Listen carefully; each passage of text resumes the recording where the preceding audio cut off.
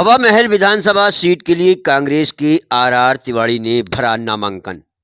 तिवारी जयपुर के जाने माने नेता हैं। कांग्रेस ने उन पर दांव खेला है और उन्हें हवा महल विधानसभा सीट से टिकट देकर चुनाव मैदान में उतारा है।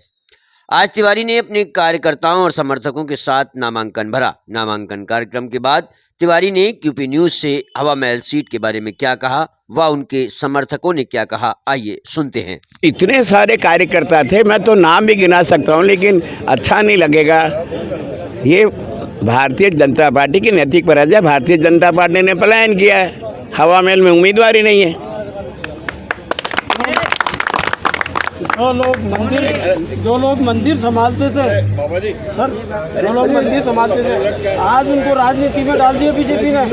मैं ये तो कह रहा हूँ, पूरे देश में शाह और शहनशाह का जो जमाना चल रहा है। अटल बिहारी जी भी देश के 3 बार प्रधानमंत्री बने, लाल कृष्ण आडवाणी जैसे हार्डकोर देश के गृह मंत्री बने, उप प्रधानमंत्री बने, लेकिन इतना मैंने कभी नहीं देखा कि रंग के आधार पर उन्होंने भगवा वस्त्रधारियों को लोकसभा में उतार दिया और किसी राज्य का मुख्यमंत्री बना दिया, कहीं लोकसभा का सदस्य बना दिया। उनका जनता के दुख दर्द से कोई लेना देना नहीं। उनके बड़े बड़े मठ हैं, उनका एक स्थायी इनकम सोर्स है, बहुत लंबा चौड़ा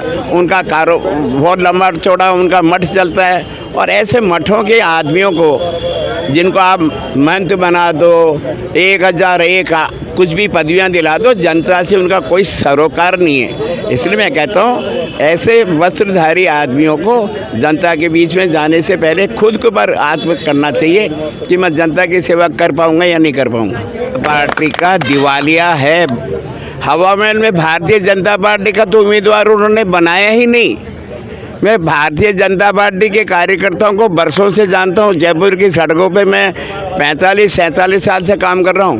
भंवरलाल जी शर्मा, गिरधर लाल जी भार्गव के ज़माने के कार्यकर्ता आज भी जिंदा हैं। वहाँ भारतीय जनता पार्टी को कार्यकर्ता मिला ही नहीं। ये एक दुर्भाग्य है भारतीय जनता पार्टी का और नैतिक पराजय। मैं सार्वजनिक रूप से कह रहा हूँ, हवा महल में भारतीय जनता पार्टी को कार्यकर्ता नहीं मिला चुनाव लड़ने के लिए। ये उनकी पहली नैतिक पराजय है। कहाँ से बाबा को लाए? मैंने तो बाबा को या भारतीय जनता पार्टी के कार्यकर्ताओं ने नहीं देखा होगा। शासन कांग्रेस का हो, शासन बीजेपी का हो, शासन के खिलाफ कोई पार्टी होती है, उसको संघर्ष करना पड़ता है।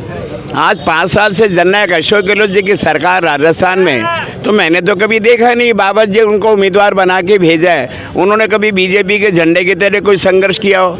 कभी आए ही नहीं, शहर की सड़कों पर आए ही नहीं। वो कहीं के मंत्र आपने उनको उतार दिया केवल इसलिए कि उन्होंने भगवा वस्त्र पहन रखे। तो आज जयपुर की गंगा जमुनी सभ्यता का जो नागरिक वो जानता है कि काम करने वाले को वोट देना केवल रंग के आधार पर आप वोटों का ध्रुवीकरण करना जानते हैं, वो नहीं होगा। और कांग्रेस के प्रत्याशी के रूप में मैं भारी मतों से जीत करके सरकार बनाने में मेरा अंशदान दूंगा। सरकार तो कांग्रेस की बन रही है, इसलिए भारतीय जनता पार्टी को उम्मीदवार है कहाँ? झगड़ा तो उससे होता है ना, भारतीय जनता पार्टी का होता है। पूछो कभी भारतीय जनता पार्टी के कार्यकर्ताओं से, आपने कभी देखा क्या? मैं उन भारतीय जनता पार्टी के कार्यकर्ताओं के लिए मैं मन से दुखी हूँ। और एक काम करते हैं तो आपको पार्टी मौका दे। मेरे को 47 साल बाद मिला, 75 से 2023 तक मेरे को भी मौका नहीं मिला। अब जो आपने सवाल किया मुझसे, मेन जो था महिलाओं के लिए संदेशा जो है, जो 7 गारंटी कांग्रेस ने दी हैं, उन 7 गारंटियों को लेके उनका कहीं ना कहीं जो है असर महिलाओं पे भी होगा। परिवार की महिलाएं, चाहे वो डायरेक्टली लाभान्वित हो रही हो या इनडायरेक्टली पति के थ्रू, अपने बुजुर्ग परिवारजनों के थ्रू लाभान्वित होती हैं, तो भी हर तरह से जो घर की महिला है वो अपने आप को सुरक्षित महसूस करे। सुरक्षा का मतलब सिर्फ ये नहीं है कि सड़क पे आप चल रही हैं, आपकी चेन स्नैचिंग हो गई तो आपके लिए सुरक्षा है, कोई छेड़खानी घड़े तो सुरक्षा है, वो नहीं। जो आपकी आधारभूत, जिसको हम हमेशा बोलते हैं कि घर की बेसिक ज़रूरत से लेके ऊपर तक आपको जो भी कुछ चाहिए, आप एक ऐसे व्यक्ति के संपर्क में आने वाले हैं जिसने खुद भी ग्रास रूट से काम किया है, जो लोग उन तक आए हैं उनके काम कराने दूसरे नेताओं तक गए हैं। तो जब दूसरों तक ले जाके काम करवाने की जो आदमी इच्छा रखता है या कोशिश करता है, जब लोग उस तक डायरेक्टली आते हैं तो वो उनका जो जवाब है वो ये है कि वो भी अपनी तरफ से पूरी ईमानदारी से आपके लिए काम करेंगे। महिलाओं से मेरा स्पेशली अनुरोध इसलिए है कि अपने घर के बच्चों को भी लेके निकलें, बुजुर्गों को भी लेके निकलें और कोशिश करें कि उस दिन जो है आप सुबह सुबह चाय नाश्ता करा के सबसे पहले अपने घर वालों को बाहर करें कि जाके वोट करके आएँ। उसके बाद मेरी बहनें खुद निकलें घरों से और आके आर तिवारी जी के लिए वोट करके जाएँ। मेरा नाम निकिता चतुर्वेदी है, मैं दिल्ली से आई हूँ और AICC ऑब्जर्वर हूँ हवा महल और चोमू विधानसभा के लिए। कैसे सहयोग देंगे आप, जनता से अपील करें? देखिए,